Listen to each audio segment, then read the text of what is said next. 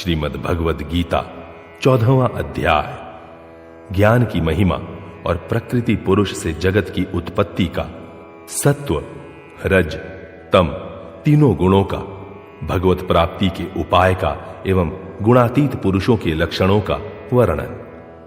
श्री भगवान बोले, ज्ञानों में भी अति उत्तम उस परम ज्ञान को मैं फिर कहूंगा जिसको जानकर सब मुनिजन इस संसार से मुक्त होकर परम सिद्धि को प्राप्त हो गए हैं। इस ज्ञान को आश्रय करके अर्थात धारण करके मेरे स्वरूप को प्राप्त हुए पुरुष सृष्टि के आदि में पुनः उत्पन्न नहीं होते और प्रलय काल में भी व्याकुल नहीं होते। हे अर्जुन, मेरी महत ब्रह्म रूप मूल प्रकृति संपूर्ण भूतों की योनि है, अर्थात गर्भाधान का स्थान है, और मैं उस योनि में चेतन समुदाय रूप गर्भ को स्थापन करता हूं। उस जड़ चेतन के संयोग से सब भूतों की उत्पत्ति होती है। हे अर्जुन, नाना प्रकार की सब योनियों में जितनी मूर्तियां अर्थात शरीरधारी प्राणी उत्पन्न होते हैं, प्रकृति तो उन सब की गर्भ धारण करने वाली माता है और मैं बीज को स्थापन करने वाला पिता हूं। हे अर्जुन, सत्वगुण, रजोगुण और तमोगुण ये प्रकृति से उत्पन्न तीनों गुण अविनाशी जीवात्मा को शरीर में बांधते हैं। हे निष्पाप, उन तीनों गुणों में सत्व गुण तो निर्मल होने के कारण प्रकाश करने वाला और विकार रहित है। वह सुख के संबंध से और ज्ञान के संबंध से अर्थात उसके अभिमान से बांधता है। हे अर्जुन, राग रूप रजोगुण को कामना और आसक्ति से उत्पन्न जान। वह इस जीवात्मा को कर्मों के और उनके फल के संबंध से बांधता है। हे अर्जुन, सब देह अभिमानियों को मोहित करने वाले तमोगुण को तो अज्ञान से उत्पन्न जान। वह इस जीवात्मा को प्रमाद, आलस्य और निद्रा के द्वारा बांधता है। हे अर्जुन, सत्वगुण सुख में लगाता है और रजोगुण कर्म में तथा तमोगुण तो ज्ञान को ढककर प्रमाद में ही लगाता है। हे अर्जुन, रजोगुण और तमोगुण को दबाकर सत्वगुण, सत्वगुण और तमोगुण को दबाकर रजोगुण, वैसे ही सत्वगुण और रजोगुण को दबाकर तमोगुण होता है अर्थात बढ़ता है। जिस समय इस देह में तथा अंतःकरण और इंद्रियों में चेतनता और विवेक शक्ति उत्पन्न होती है, उस समय ऐसा जानना चाहिए कि सत्वगुण बढ़ा है। हे अर्जुन, रजोगुण के बढ़ने पर लोभ, प्रवृत्ति, स्वार्थ बुद्धि से कर्मों का सकाम भाव से आरंभ, अशांति और विषय भोगों की लालसा ये सब उत्पन्न होते हैं।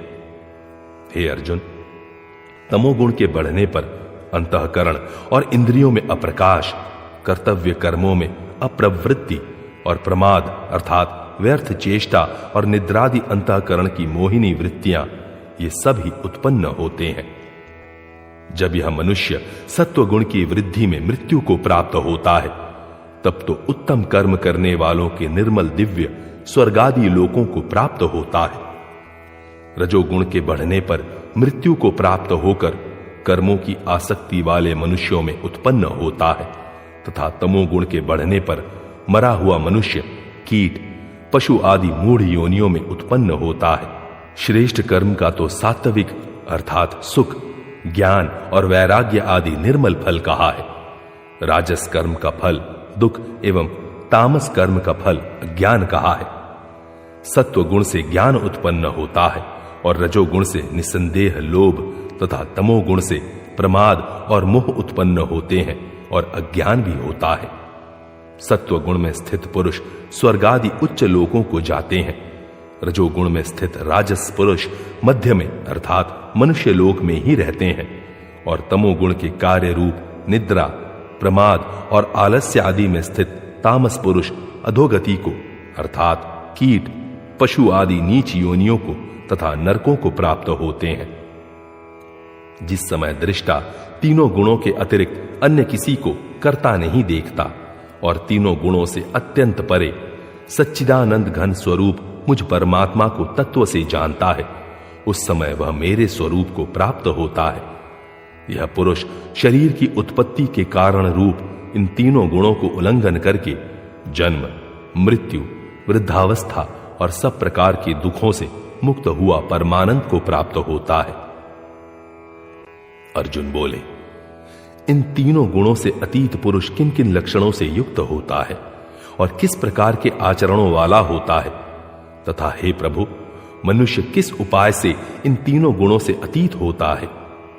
श्री भगवान बोले, हे अर्जुन, जो पुरुष सत्व गुण के कार्य रूप प्रकाश को और रजोगुण के कार्य रूप प्रवृत्ति को तथा तमोगुण के कार्य रूप मोह को भी न तो प्रवृत्त होने पर उनसे द्वेष करता है और न निवृत्त होने पर उनकी आकांक्षा करता है, जो साक्षी के सदृश स्थित हुआ गुणों के द्वारा विचलित नहीं किया जा सकता और गुण ही गुणों में बरतते हैं, ऐसा समझता हुआ जो सच्चिदानंद घन परमात्मा में एक ही भाव से स्थित रहता है एवं उस स्थिति से कभी विचलित नहीं होता, जो निरंतर आत्म भाव में स्थित, दुख सुख को समान समझने वाला, मिट्टी पत्थर और स्वर्ण में समान भाव वाला ज्ञानी, प्रिय तथा अप्रिय को एक सा मानने वाला और अपनी निंदा स्तुति में भी समान भाव वाला है, जो मान और अपमान में सम है, मित्र और वैरी के पक्ष में भी सम है एवं संपूर्ण आरंभों में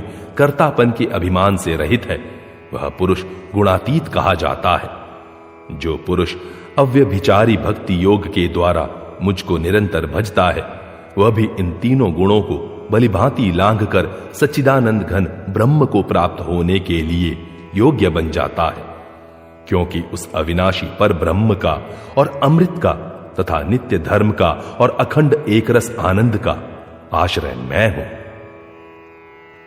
इस प्रकार श्रीमद् भगवद गीता पर्व के अंतर्गत ब्रह्म विद्या और योग शास्त्र रूप श्रीमद् भगवद गीतोपनिषद में श्री कृष्ण अर्जुन संवाद में गुणत्रय विभाग योग नामक 14वां अध्याय पूरा हुआ।